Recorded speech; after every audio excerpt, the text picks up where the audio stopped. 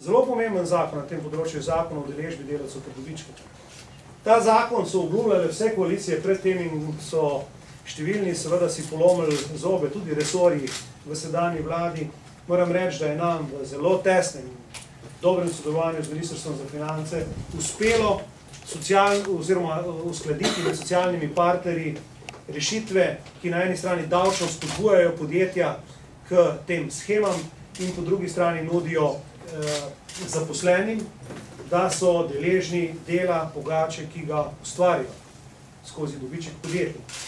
In vesel sem, ko berem, da so kar številne skupščine podjetij že sprijele oziroma tudi to obliko uzakonile oziroma sprijele v svojih aktih in bo to gotovo prispevalo, pozitivno prispevalo k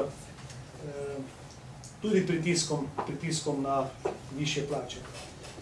Potem naj omenim tudi pomemben zakon o gospodarskih zbornicah, ki je dereguliral področje zbornične organiziranosti in je pomembno prispeval k preoblikovanju gospodarske zbornice in s tem tudi postavil tu nove standarde.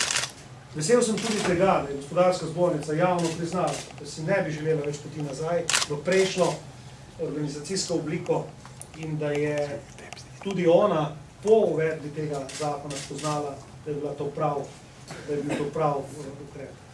Potem je tu nov zakon o trgovini, ki je sodoben, kratek in deregulira delovanje trgovine in je hkrati tudi pomemben korak naprej k ureditvi te problematike v prihodnosti.